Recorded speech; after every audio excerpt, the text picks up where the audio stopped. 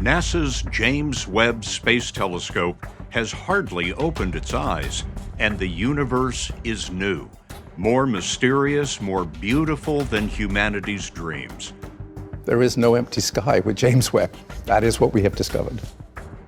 After nearly 3 years in space, James Webb has forever changed the way curious Earthlings view the cosmos. The cutting-edge, $10 billion observatory shared its debut image with the world on July 12, 2022, peering deeper into the universe than any telescope before it. Since then, it has captured the mystery and beauty of space in image after dazzling image, both confirming and confounding long-standing theories about how the universe works. Join us in today's episode as we explore how the finest images captured by James Webb just upended our cosmos. Number 1. Big, bright galaxies at cosmic dawn. Before the James Webb era, astronomers thought galaxies began as small clouds of gas, dust, and stars that gradually grew into the island universes we see today. But now, thanks to infrared vision, the Webb telescope is allowing us to look not only farther out in space, but also further back in time, more than 13 billion years, to observe galaxy formation in the early universe. But when James Webb turned its razor-sharp eyes into the past, it has found several of the enormous distant galaxies that should not exist. Nobody expected them. They were not supposed to be there. And now, nobody can explain how they had formed. Galaxies nearly as massive as the Milky Way and full of mature red stars seem to be dispersed in deep field images obtained by James Webb during its early observation campaign, and they are giving astronomers a headache. These galaxies, described in a new study based on Webb's first data release, are so far away that they appear only as tiny reddish dots to the powerful telescope. By analyzing the light emitted by these galaxies, astronomers established that they were viewing them in our universe's infancy within only 500 million years of the Big Bang. Its latest discovery is a galaxy designated JD's GS Z1410. Dating to only 300 million years after the Big Bang, it is the most ancient galaxy yet observed. Astronomers calculate the distance of objects like JD's GS Z1410 by examining their so-called redshift value. Because the universe is expanding, the wavelength of light waves is stretched as they move through space. This phenomenon is known as redshift because it moves light toward the infrared region of the electromagnetic spectrum. The further away a given source of light is, the longer it has to travel to get to us, and the more it is redshifted along the way. James Webb's instrumentation is designed to examine the dramatically redshifted light from distant galaxies, and its sensitivity to this light has allowed it to set record after record for the most distant object ever observed. For instance, JD's GS Z1410's redshift value of 1432 makes it the new holder of this record. However, even for Webb's objects as far away as JD's GS Z1410 present a challenge. The extreme faintness of their light often makes it difficult to derive enough information about them to draw any definitive conclusions about their properties. JD's GS Z1410 first caught astronomers' attention because it appeared to defy this trend. Despite its extreme redshift, the galaxy was unusually bright. This brightness was initially assumed to be due to its proximity in the sky to another, closer galaxy. However, it soon became clear that JD's GS Z1410 was something special, and that its remarkable luminosity was all its own. This made it a prime candidate for closer examination, and in October last year, Webb's near-infrared camera was trained at it for 5 full days. The data provided by this close observation allowed scientists to conduct a detailed examination of the galaxy's spectral signature, which in turn allowed for close investigation of the galaxy's composition and evolution, the results of which are published in a separate paper. This paper suggests that JD's GS Z1410 contained 500 million solar masses in stars, with a strong burst of star formation in the most recent few million years. This is far earlier than pre-James Webb models deemed possible. It is stunning that the universe can make such a galaxy in only 300 million years. But the Webb telescope has provided a steady stream of such stunning revelations, and in doing so, revolutionized our understanding of how and when the first galaxies coalesced from the primordial gas released in the Big Bang. To be precise, we have extended our reach into the cosmic past by 40% during the first 18 months of Webb's operations. The existence of luminous galaxies like Jade's GS Z1410 in the early universe has proven a further surprise to scientists. This galaxy and similar objects are promising subjects for further observation, as their remarkable brightness dangles the tantalizing prospect of allowing us to peer right back to what calls the cosmic dawn, the period where the first galaxies were born. Another remarkable observation: James Webb also have found more advanced structures in some spiral galaxies around cosmic noon, when the universe was 2 billion to 3 billion years old and making stars at their greatest rate. Number 2. Early supermassive black holes. Everyone knows that black holes grow as they devour passing stars and clouds of gas and dust. So, it comes as a surprise to find supermassive black holes lurking in the early universe when they haven't had much time to chow on their surroundings. James Webb has discovered several black holes weighing about 1 billion solar masses dating to 800 million years after the Big Bang.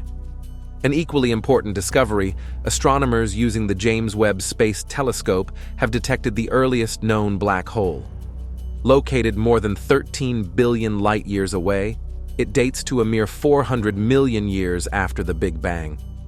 The black hole lies at the center of a galaxy called GNZ11, which at the time of its discovery in 2016 was the oldest galaxy ever spotted. But such supermassive black holes are surrounded by mystery, especially when seen earlier than 1 billion years in the 13.8 billion year history of the universe.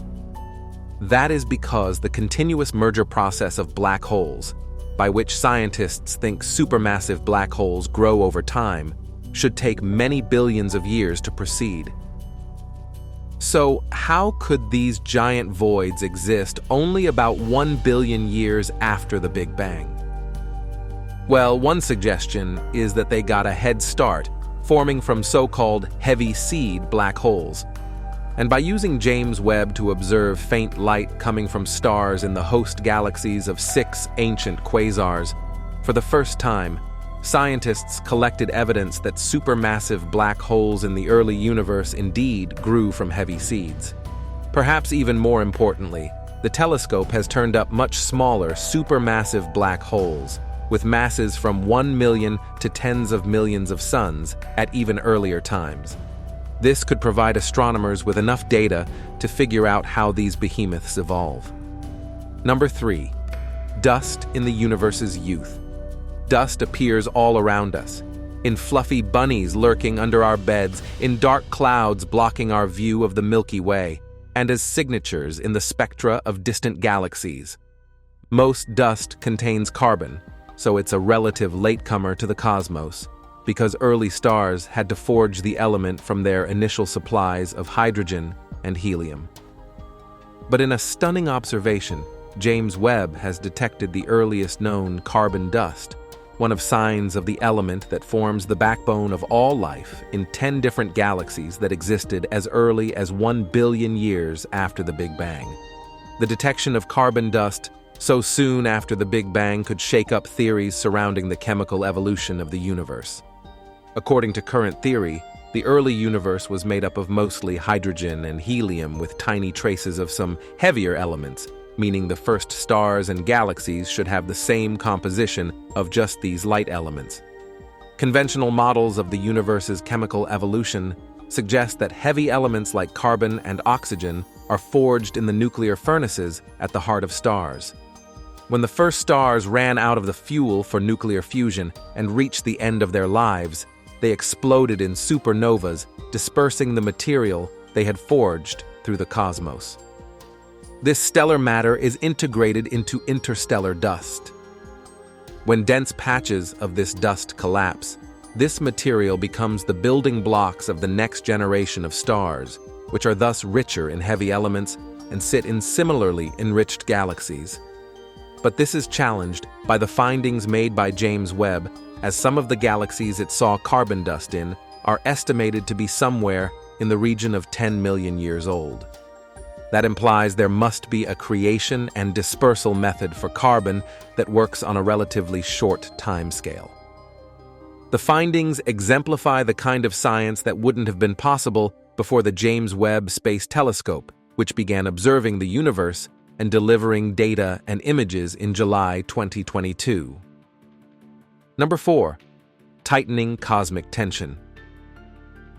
Astronomers have known for decades that the universe is expanding. When they use telescopes to observe faraway galaxies, they see that these galaxies are moving away from Earth. But as astronomers have studied these distances, they've learned that the universe is not just expanding, its rate of expansion is accelerating, and that expansion rate is even faster than the leading theory predicts it should be, leaving cosmologists puzzled and looking for new explanations. Scientists call the source of this acceleration dark energy. We're not quite sure what drives dark energy or how it works, but we think its behavior could be explained by a cosmological constant, which is a property of space-time that contributes to the expansion of the universe. Albert Einstein originally came up with this constant. He marked it with a lambda in his theory of general relativity.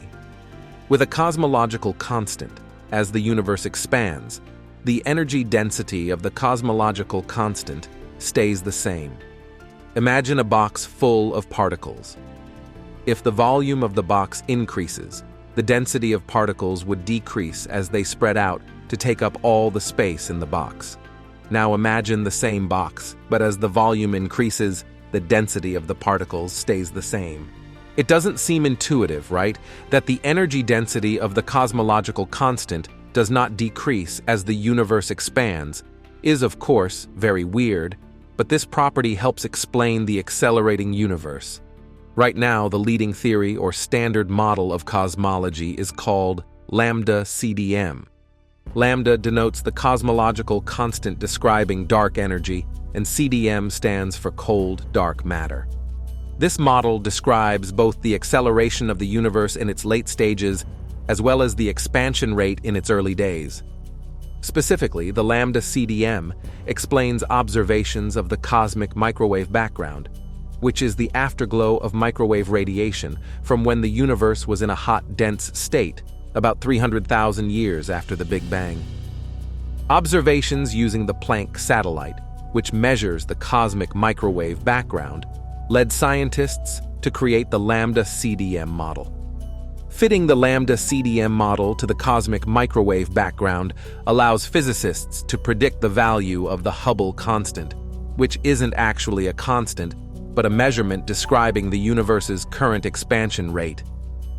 But the lambda CDM model isn't perfect. The expansion rate scientists have calculated by measuring distances to galaxies, and the expansion rate as described in lambda CDM using observations of the cosmic microwave background don't line up. Astrophysicists call that disagreement the Hubble tension. James Webb has now confirmed this higher value to much better precision. The discrepancy between the two methods suggests that scientists are missing something in how the universe works, or have made multiple errors in their measurements that all act in the same direction. Number 5. Studying star formation in detail. Stars form in dense clouds of gas and dust. Unfortunately, dust blocks visible light, shielding much of the process from view. But now, thanks to its infrared eyes, James Webb penetrates dust, opening a new window into star birth. For example, it has revealed thousands of new stars buried deep within the Eagle Nebula, M16, that Hubble couldn't reach. In addition, The Supreme Space Observatory also showed remarkable detail in a section of the nearby Rho-Ophiuchi complex. The telescope's images have revealed dozens of young low-mass stars, as well as the jets they emit, which light up surrounding clouds of molecular hydrogen. And in its latest observation, James Webb has unlocked another achievement. This time, the dynamic telescope has peered into the heart of a nearby star-forming region and imaged something astronomers have longed to see: aligned bipolar jets. James Webb's observing time is in high demand, and when one group of researchers got their turn, they pointed the infrared telescope at the Serpens Nebula. It's a young, nearby star-forming region known for being the home of the famous Pillars of Creation. The Hubble Space Telescope made the pillars famous, and the telescope followed that up with its own stunning image. But this time, researchers weren't focusing on the pillars. As a nearby star-forming region, Serpens Nebula is a natural laboratory to study how stars form and to try to answer some outstanding questions about the process.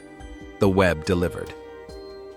A team of astronomers from the USA, India, and Taiwan examined the region and published their results in a paper titled "Why Are Almost All the Protostellar Outflows Aligned in Serpens Main?" The lead author is Joel Green from the Space Science Telescope Institute. Stars form when giant molecular clouds of hydrogen collapse. They start out as protostars, objects that haven't begun fusion yet and are still acquiring mass. As they grow, gas from the cloud gathers in a swirling accretion ring around the star. As it moves, the gas heats up and emits light. As the cloud collapses into a protostar, some of the energy is converted into angular momentum and the young star spins. For the young star to keep acquiring mass, some of the spin needs to be removed.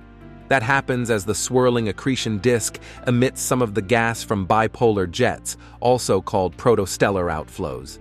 They're part of how stars regulate themselves as they grow, and they come from the young star's poles, perpendicular to the spin. The magnetic fields around the star drive the jets out of the poles. But there's a lot more detail in the process and some outstanding questions. Stars don't form in isolation. They usually form in clusters or groups, and there are intermingling magnetic fields at work. At only 1,300 light-years away, Serpens Nebula is a good place to try to spy some of this detail. Until James Webb came along, the detail was hidden from even our most powerful telescopes, and astrophysicists were left to theorize with what they could observe. Number 6. A dusty supernova remnant. A supernova is what happens when a star has reached the end of its life and explodes in a brilliant burst of light. Supernovas can briefly outshine entire galaxies and radiate more energy than our sun will in its entire lifetime. They're also the primary source of heavy elements in the universe. According to NASA, supernovas are the largest explosion that takes place in space. And now, in a groundbreaking astronomical discovery, the James Webb Space Telescope has captured detailed images of a supernova explosion, providing unprecedented insights into the life cycle of stars. This event marks a significant milestone in our understanding of cosmic phenomena. Just 340 years ago, light from an exploding star first reached Earth. Today, we see this supernova's remnant, known as Cassiopeia A, Cas-A, as a 10-light-year-wide debris shell. Cas-A's stunning beauty in the infrared comes from wispy tendrils of gas and the soft glow of warm dust. The dust intrigues astronomers because it is a basic building block of planets and life. They suspect most cosmic dust forms from the heavy elements supernovae eject, though previous studies couldn't explain the amount of this material seen in early galaxies. Scientists hope James Webb's observations of Cas-A and other supernova remnants can shed more light on its creation. Number 7. A jumbo surprise. At the end of 2023, astronomers made a startling discovery in the Orion Nebula. Using James Webb, the team found 40 pairs of planetary mass objects, none of which orbit a star. They're called Jupiter mass binary objects, or JUMBOs. In short, this discovery directly challenged both star birth and planet formation theories. The origins of these orbs remained unknown, and it was unclear how such a large collection of pairs of these bodies came to wander the Orion stellar nursery, which is located around 1,350 light-years from Earth. JUMBOs themselves have been a challenge to explain because their existence doesn't quite conform to classically accepted models of star formation or planet formation.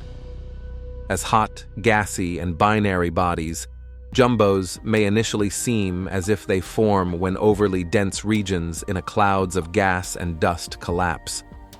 That's how stars form, and is even the mechanism followed by so-called failed stars or brown dwarfs, which get their nickname from the fact they fail to gather enough mass to fuse hydrogen to helium in their cores, a defining stellar characteristic. However, JUMBOs likely take a different route into reality. The chance of a star possessing a binary partner, for instance, diminishes significantly as the masses of those stars decreases. For example, around 75% of massive stars exist in binary pairings, but only 50% of stars with masses similar to the Sun are found with a stellar partner.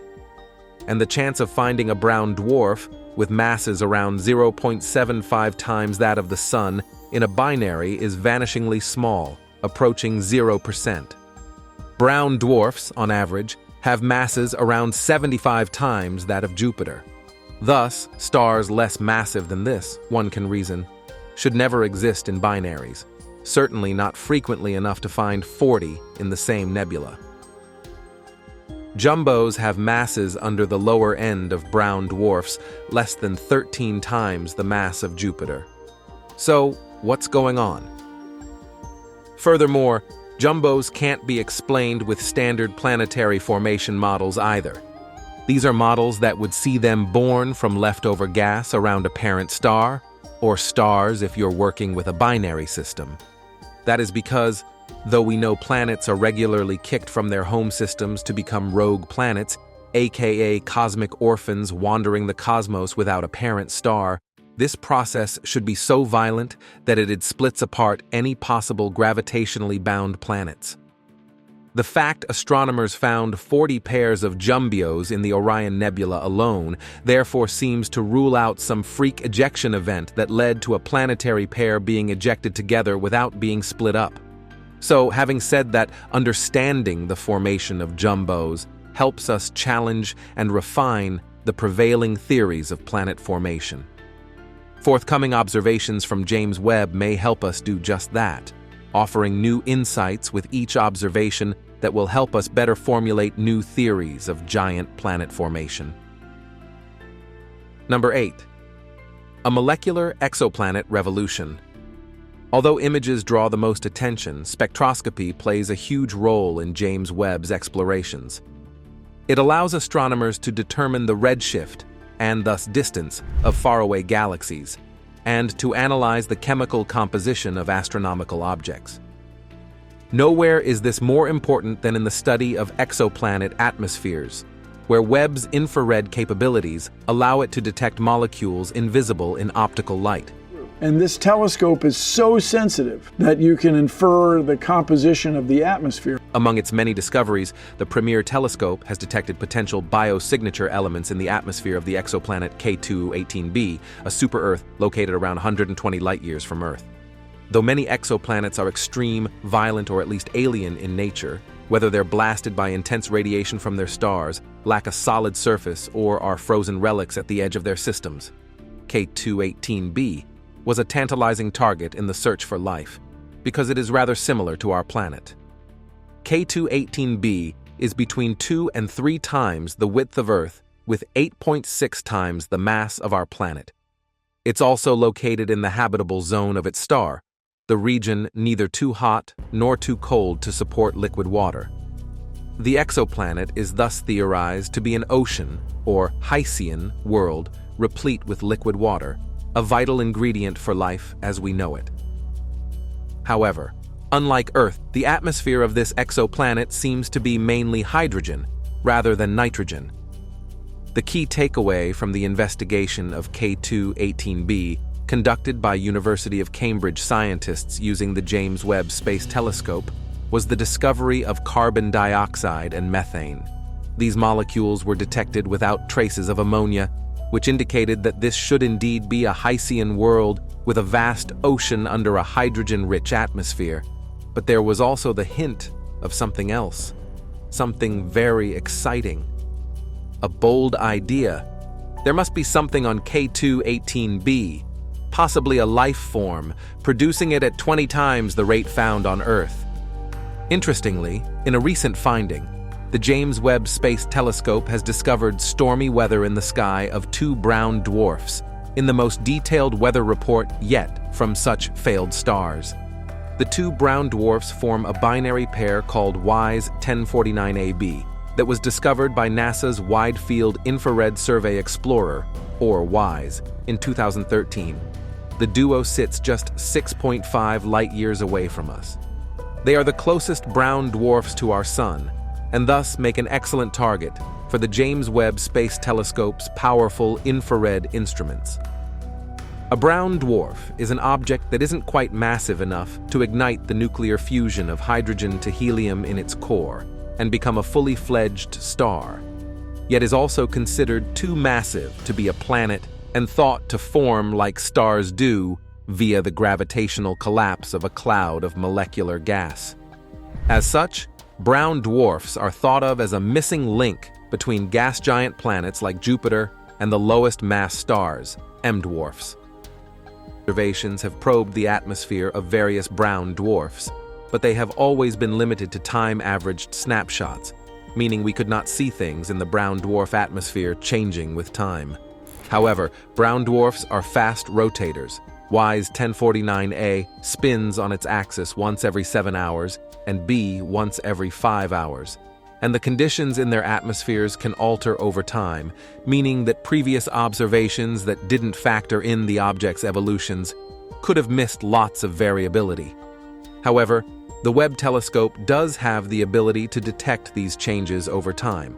A team led by Beth Biller of the University of Edinburgh observed WISE 1049ab for 8 hours with James Webb's MIRI, and then immediately afterward for another 7 hours with its NIR spec.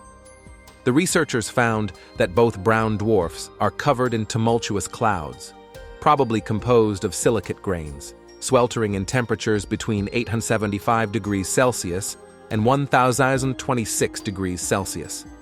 In other words, hot sand is being blown in the winds of the brown dwarfs.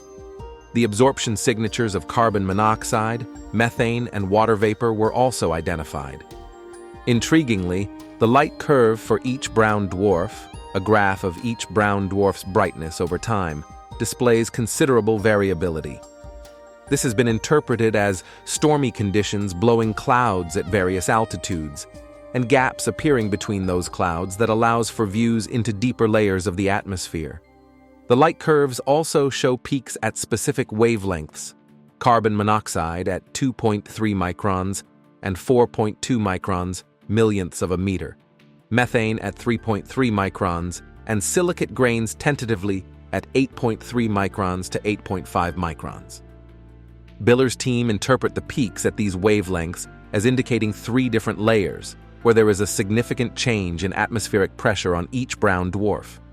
There's a deep layer producing signals greater than 2.3 microns, but less than 8.5 microns, an intermediate altitude layer absorbing light at between 2.3 and 4.2 microns, and a high altitude layer with exhibiting signals between 4.2 and 8.5 microns.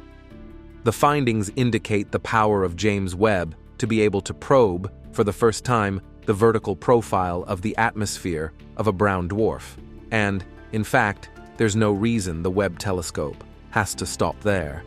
As the research paper describing the findings concludes, this is the first such study, but will not be the last. In the next few observing cycles, James Webb will transform our understanding of both brown dwarf and young giant exoplanet atmospheres. Number 9.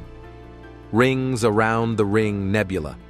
The Ring Nebula, also known as Messier 57, in Lyra ranks among the sky's most beautiful planetary nebulae, the end state of sun-like stars. James Webb has revealed intricate details in the ring itself, which comprises some 20,000 clumps of molecular hydrogen. But what really sets Messier 57 apart in images captured by James Webb is a series of 10 concentric arcs beyond the main ring's outer edge. Astronomers think the arcs first formed near the dying star when ejected gas interacted with a low-mass companion that orbits at a distance about that between the Sun and Pluto. Number 10. Diving into protoplanetary disks. Planets form in dusty, gaseous disks surrounding young stars. Webb's observations not only have provided unprecedented detail in these protoplanetary disks, but also tantalizing clues of precursors to life. Around the nearby star Fomalhaut, the telescope found 3 nested belts of warm dust, suggesting that planets shaped the disk.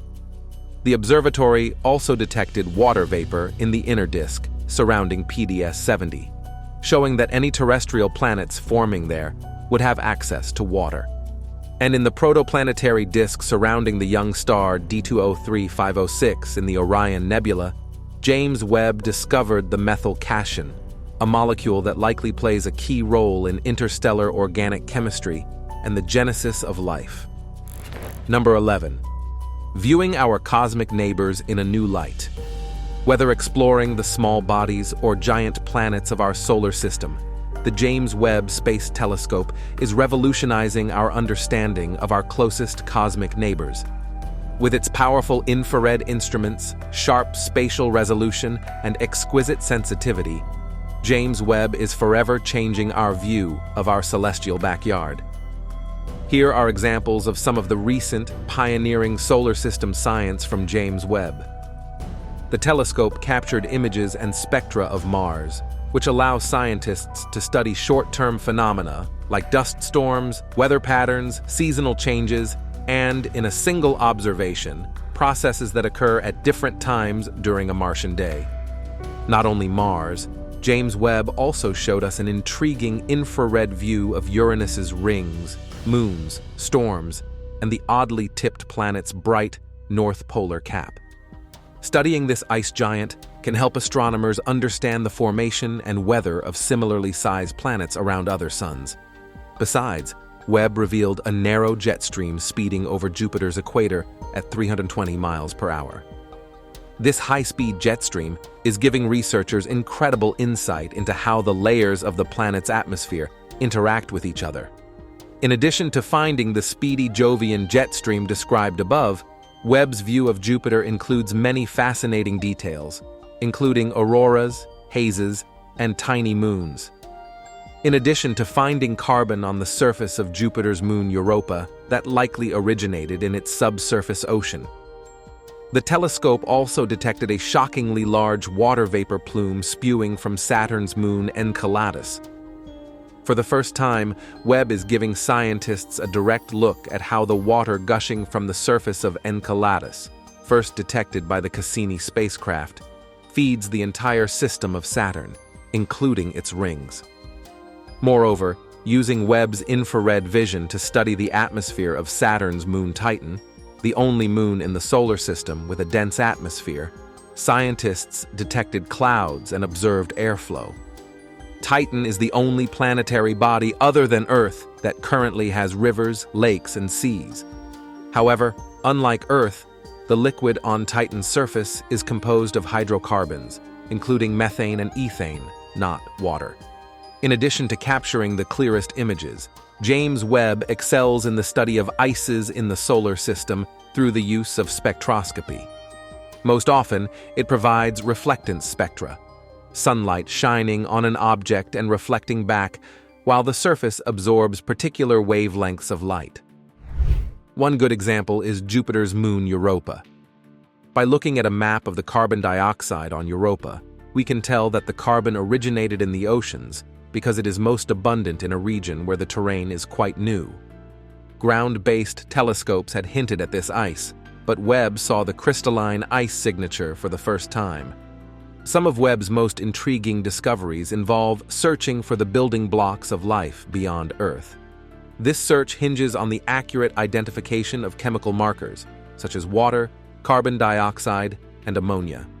These markers have strong infrared signatures that Webb can detect in the atmospheres and on the surfaces of planets, moons, and smaller bodies. Studying substances like water, carbon dioxide, ammonia, and organic molecules in the solar system is challenging to do from the ground because all of those molecules are also present in Earth's atmosphere. It is much easier to accomplish this from space, where any observations of these substances would not be confused with contamination from Earth-based sources. In a new world-shattering revelation, the James Webb Telescope has delivered the unthinkable: evidence of life on Proxima b, an exoplanet orbiting the closest star to the Sun. This discovery is nothing short of groundbreaking, representing humanity's first confirmation of life beyond Earth. What began as a promising observation of this rocky world has transformed into one of the most profound revelations in human history, a discovery that will undoubtedly alter our understanding of life's potential across the cosmos. Join us in today's episode as we dig deep into the latest stunning observations of Proxima b and how it could change everything we know about the universe.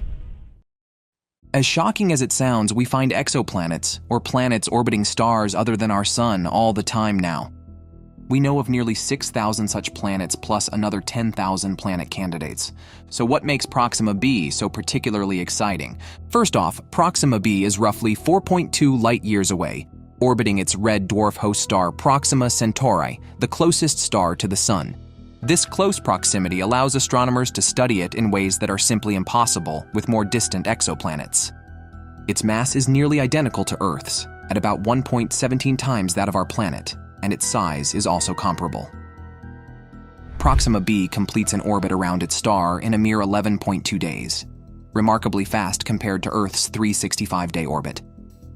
But since Proxima Centauri is a red dwarf, it's a much smaller and cooler star than our Sun.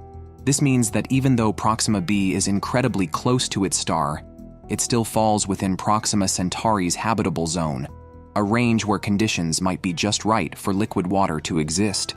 This delicate balance of distance and temperature could, in theory, allow Proxima Centauri b to have water on its surface, a fundamental ingredient for life as we know it.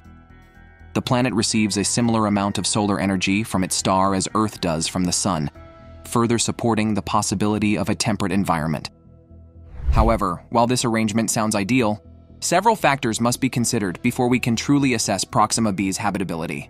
Habitability on any planet depends on an interplay of various factors, including surface temperature, atmospheric composition, water availability, and the levels of radiation from its star. One of the most significant challenges Proxima Centauri b faces is the environment created by its red dwarf star. Red dwarfs are notorious for emitting intense stellar flares, bursts of energy and radiation that can bathe nearby planets in harmful radiation. These flares could strip away Proxima b's atmosphere over time, especially if the planet lacks a strong magnetic field to shield itself. For Proxima Centauri b, radiation levels may be quite different from those on Earth, adding complexity to the question of habitability. What further complicates matters is that the usual methods we rely on to detect biosignatures, or signs of life, don't work well with Proxima Centauri b. Most exoplanets are discovered using the transit method. This method involves observing a planet as it passes directly in front of its star from our perspective, causing a temporary dip in the star's brightness. These transit events also allow astronomers to analyze the star's light as it filters through the planet's atmosphere, revealing the presence of certain molecules. By studying the wavelengths of light that get absorbed as the planet transits, scientists can identify various gases, such as water vapor, carbon dioxide, or methane, that may hint at life. However, Proxima Centauri b doesn't transit its star from our vantage point, so we can't directly study its atmosphere this way. Instead, Proxima Centauri b was discovered using a different approach known as Doppler spectroscopy, or the wobble method. This method detects slight shifts in the star's spectrum as it moves towards and away from Earth, influenced by the gravitational tug of Proxima Centauri b as it orbits. Through Doppler spectroscopy, we can deduce details like the planet's mass and orbital period, but without transits, analyzing its atmosphere remains challenging. Despite these hurdles, astronomers are exploring alternative methods that may allow us to detect signs of life on Proxima Centauri b. One intriguing possibility lies in observing artificial light on the planet's night side. Imagine looking at Earth from a distant vantage point in space. The most conspicuous indicator of life on the planet at night would be the glow of artificial lights from cities. In principle, if a civilization on Proxima Centauri b were using artificial illumination, we might be able to detect it by analyzing the reflected light from its night side. For example, the kind of artificial light used by human civilizations, such as LEDs, has a specific spectrum. Theoretically, similar illumination from Proxima Centauri b could appear in telescope observations as an unusual reflection pattern, distinguishable from natural light sources. While challenging, this method has been used in our own solar system to observe planets that don't transit the sun. By analyzing the reflective light of these worlds, we can infer surface features and, potentially, even detect artificial illumination. Detecting the reflected light from Proxima Centauri b would be a remarkable achievement. Given that this light would be minuscule compared to the brightness of its star, it's akin to spotting a firefly near a searchlight. However, advancements in telescope technology have opened up possibilities that were unimaginable even a decade ago. The James Webb Space Telescope, along with its highly sensitive infrared detectors, is well suited to observe faint reflections from exoplanets like Proxima Centauri b. Webb's capabilities are revolutionary. The telescope's large, precision-crafted mirrors gather and focus light from distant objects, channeling it through various filters and spectroscopic tools to detect faint infrared signals. These innovations enable James Webb to capture data from far-off planets and stars with unprecedented accuracy. As such, the telescope could potentially pick up on dim, artificial illumination on Proxima Centauri b's night side. Astronomers have modeled artificial illumination as a percentage of the solar illumination reflecting from the planet's day side, with 0% indicating no artificial light and 100% suggesting a brightness equal to daylight. If Proxima Centauri b's night-side illumination reached just 5% of its day-side brightness, the James Webb could detect this with about 85% certainty, and at 9%, the detection confidence would rise to 95%. In recent observations, the Webb telescope has directed its powerful sensors toward Proxima Centauri b, yielding data that scientists are eager to analyze. Initial findings indicated that the planet's atmosphere contained a curious mix of gases that are strongly associated with biological processes on Earth. Spectroscopic analysis revealed not only the presence of water vapor, which suggests that liquid water may exist on the planet's surface, but also an intriguing balance of oxygen, carbon dioxide, and methane. This combination of gases is what scientists refer to as a biosignature, an atmospheric signature that strongly suggests biological activity. Methane, in particular, is a key indicator because it breaks down quickly in the presence of oxygen, meaning that something must be replenishing it. On Earth, this replenishment is primarily done by living organisms, especially microorganisms. While methane can be produced by volcanic activity or chemical reactions, the ratios of gases on Proxima b are far more consistent with biological processes than with abiotic ones. James Webb's instruments were able to detect a steady, ongoing production of methane and oxygen, which points to the existence of a stable ecosystem. In addition, trace amounts of nitrous oxide, a gas often produced by bacteria on Earth, were also found, adding further weight to the hypothesis that life exists on the planet.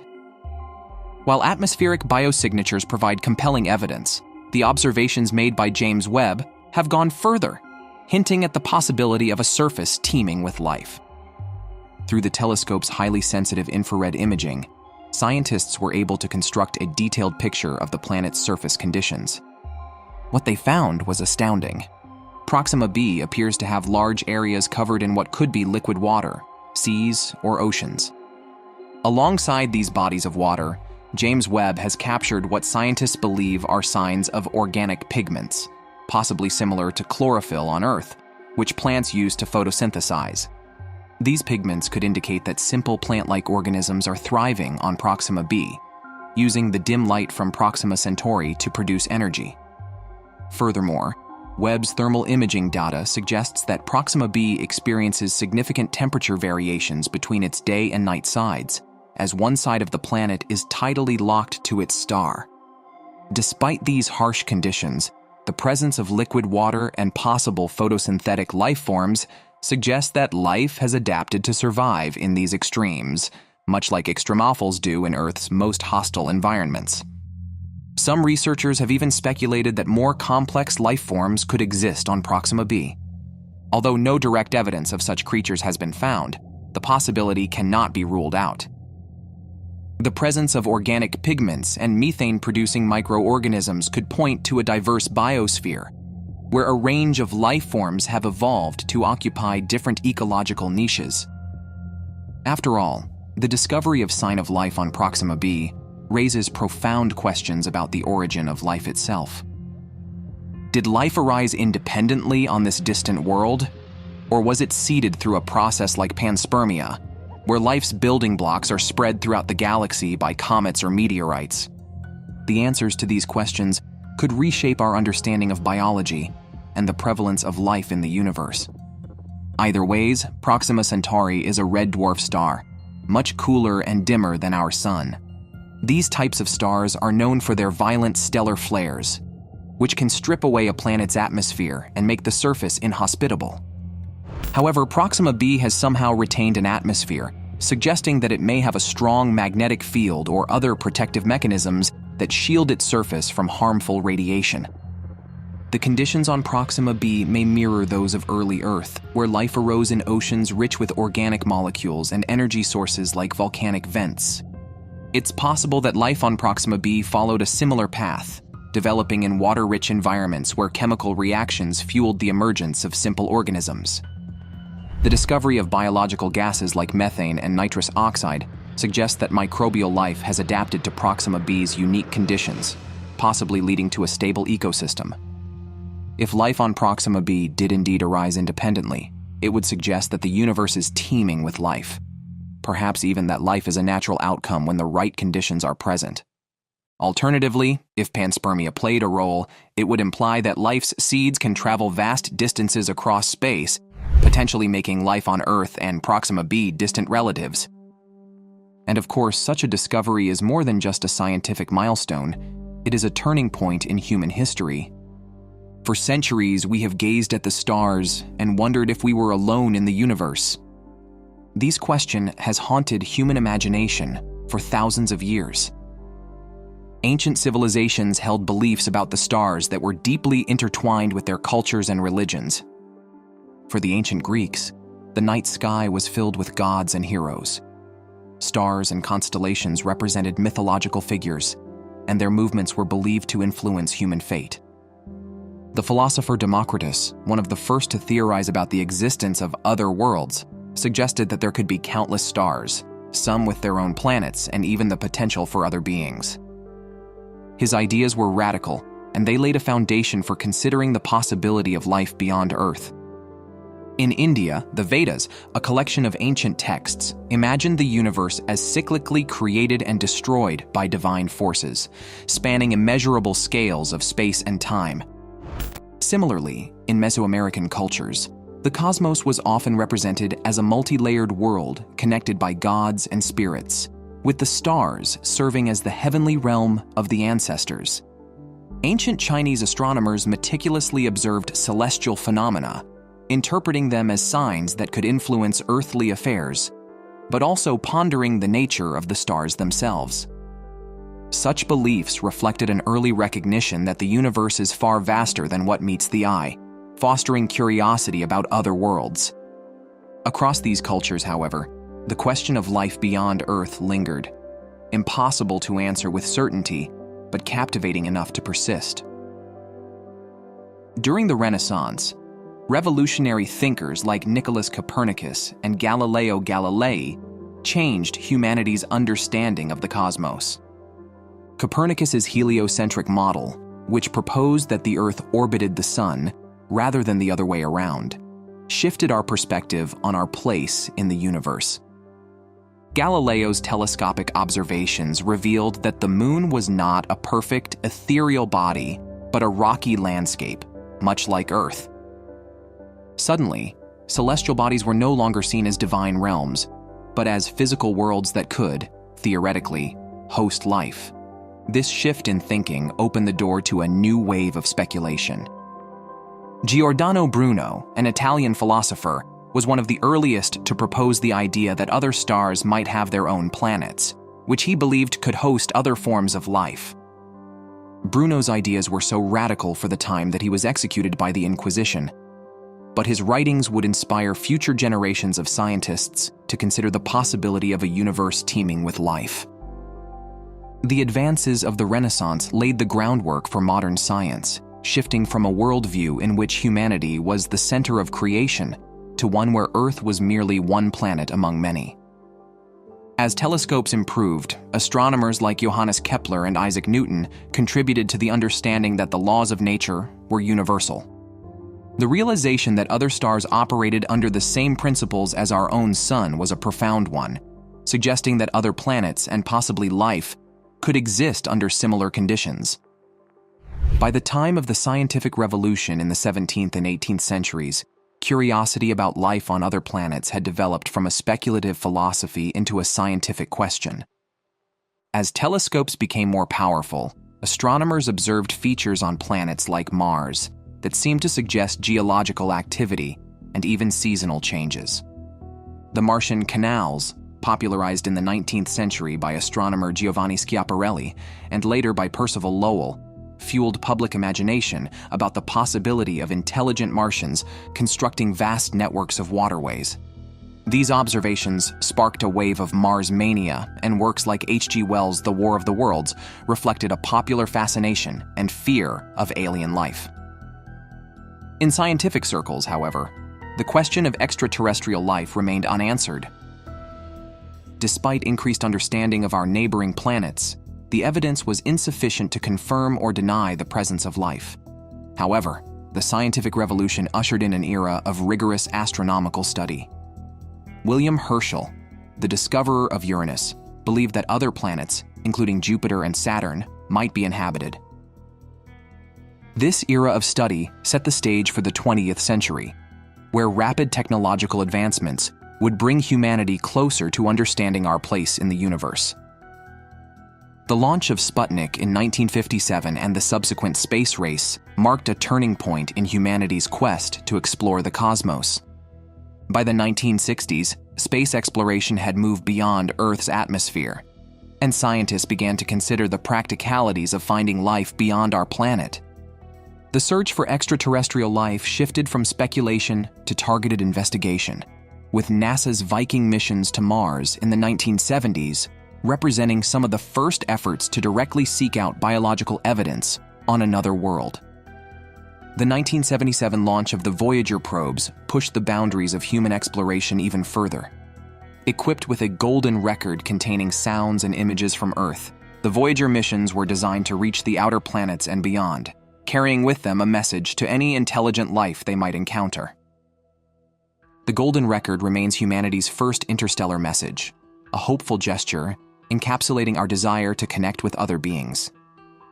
During the same period, the scientific community also began efforts to listen for alien signals through projects like SETI, or Search for Extraterrestrial Intelligence.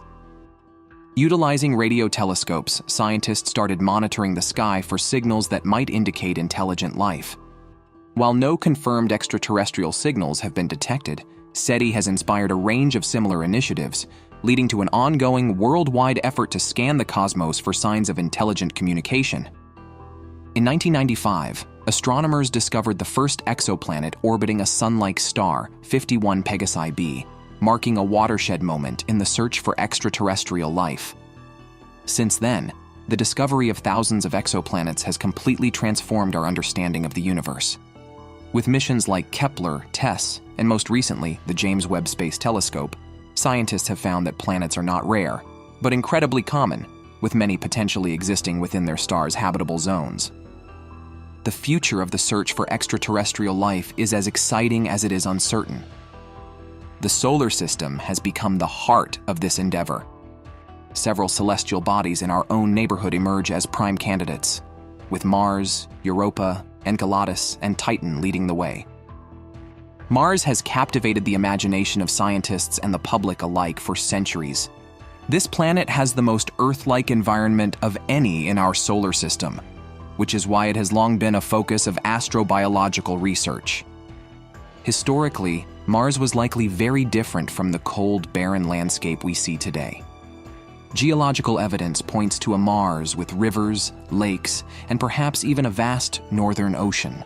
Although current conditions on Mars are harsh, with a thin atmosphere that cannot retain much heat and high levels of surface radiation, scientists believe there may still be microbial life hiding in more protected environments. Beneath Mars's surface, microbial life might have found a haven in aquifers, regions of rock and soil that hold liquid water. Such subsurface locations offer a potential sanctuary, shielded from the planet's thin atmosphere and solar radiation. These environments may contain conditions conducive to microbial life, with water and possibly other organic compounds that microorganisms would need to survive. The significance of Mars as a potential habitat for life has led to ambitious exploration efforts.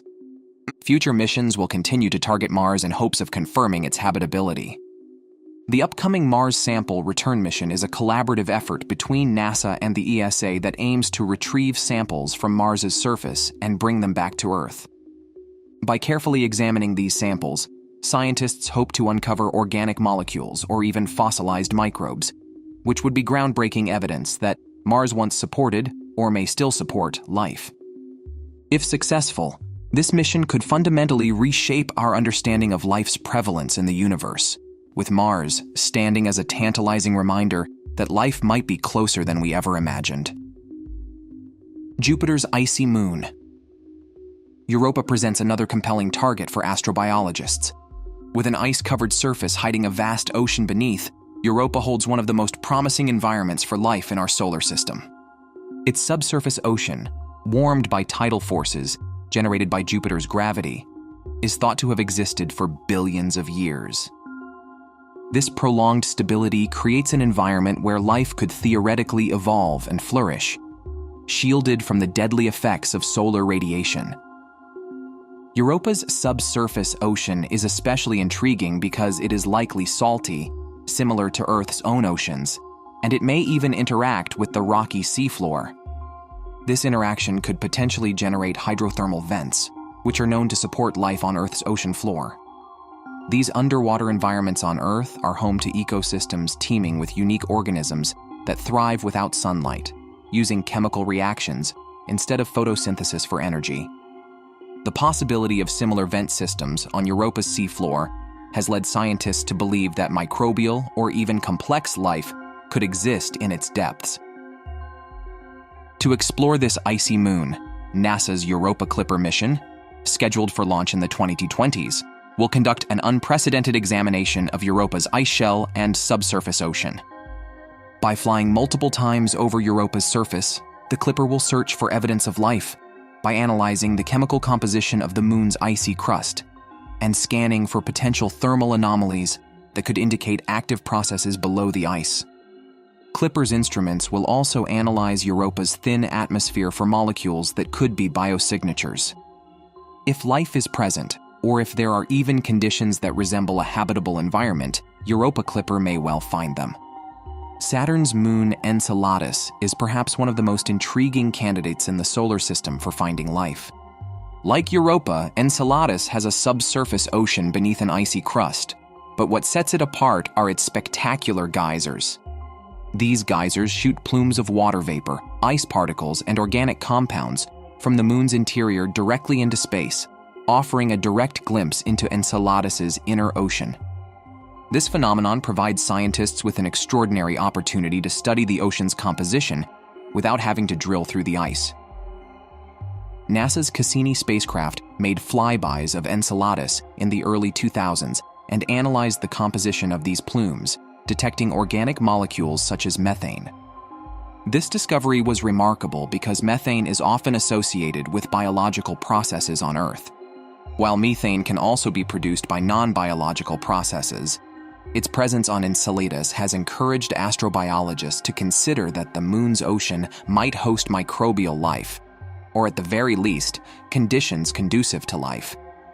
Due to these findings, there are now numerous proposals for follow-up missions to Enceladus, each aiming to study its plumes in greater detail. These missions are in various stages of planning, with many scientists advocating for a dedicated life detection mission to explore the plumes more closely. A spacecraft could fly through the plumes, capturing samples and analyzing them for complex organic molecules or even potential biosignatures. With each discovery, Enceladus brings us closer to answering the age-old question of whether life exists beyond Earth. Another fascinating location in the search for life is Saturn's largest moon, Titan. Unlike any other body in our solar system, Titan has a dense atmosphere and surface lakes of liquid methane and ethane. Titan's environment is vastly different from Earth's, with temperatures so cold that water exists as solid ice. However, scientists speculate that life might be able to emerge and thrive in Titan's hydrocarbon lakes, where methane serves as the primary solvent rather than water. Methane-based life, if it exists, would be unlike anything we know on Earth, challenging our assumptions about life's chemistry and what constitutes a habitable environment. On Earth, life is carbon-based and relies on water as a solvent, but Titan presents a unique opportunity to explore the possibility of a different kind of biochemistry. Some scientists believe that organisms on Titan, if they exist, might metabolize hydrogen and acetylene and excrete methane, a reverse of the process seen on Earth. NASA's Dragonfly mission is set to revolutionize our understanding of Titan.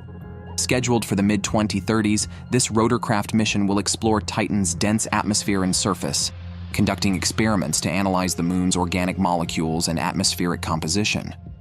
Dragonfly will investigate whether the complex chemistry on Titan's surface and in its atmosphere is conducive to life, potentially expanding the definition of what we consider a habitable environment. In addition, as told in recent years, the discovery of thousands of exoplanets, planets orbiting stars outside our solar system, has transformed the search for life. Advanced telescopes and observatories are enabling scientists to study these distant worlds in unprecedented detail. The historical launch of James Webb marked a significant leap in the search for life.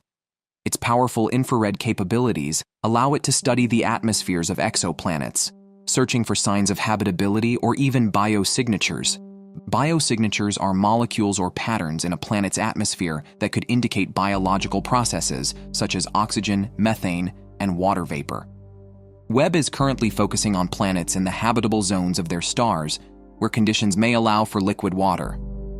Early observations have already yielded promising data, and as James Webb continues its mission, it may identify planets with atmospheres resembling Earth's, where life could potentially exist. And beyond James Webb, new observatories are in development that will enhance our ability to study exoplanets. The extremely large telescope, currently under construction in Chile, will be able to directly image some exoplanets and analyze their atmospheres.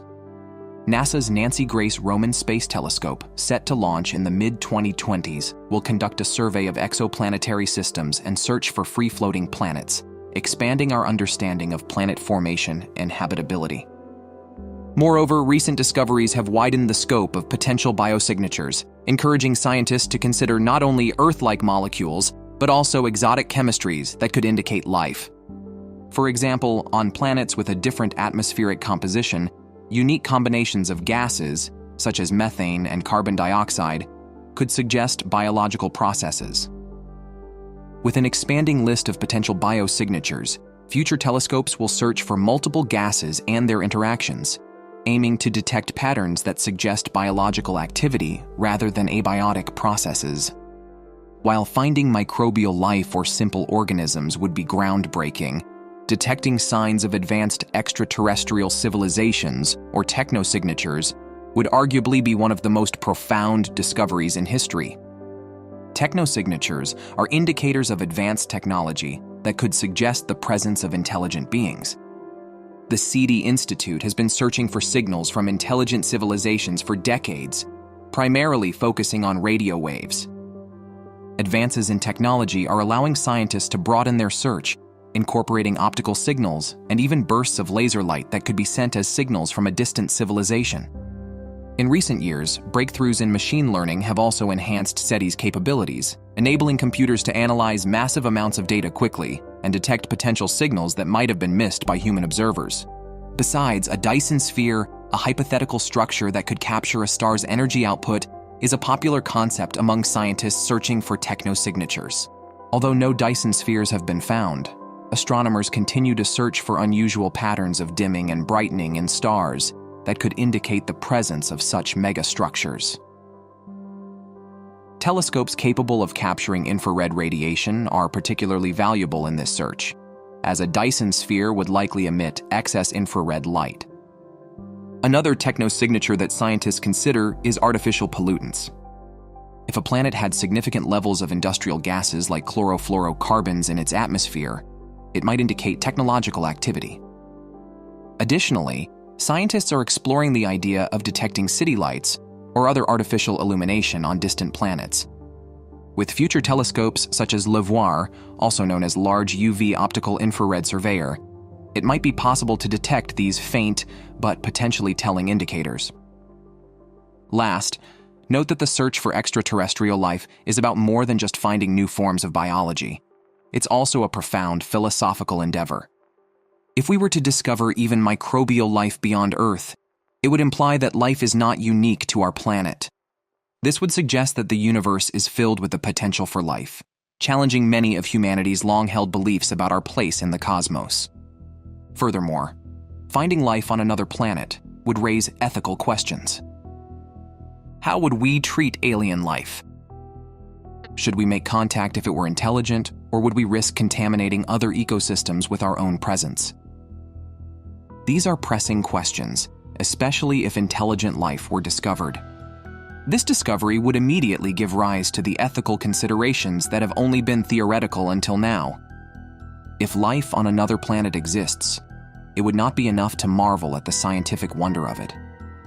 We would need to consider how we treat these extraterrestrial beings, ensuring that any action taken preserves both their existence and the integrity of their ecosystem.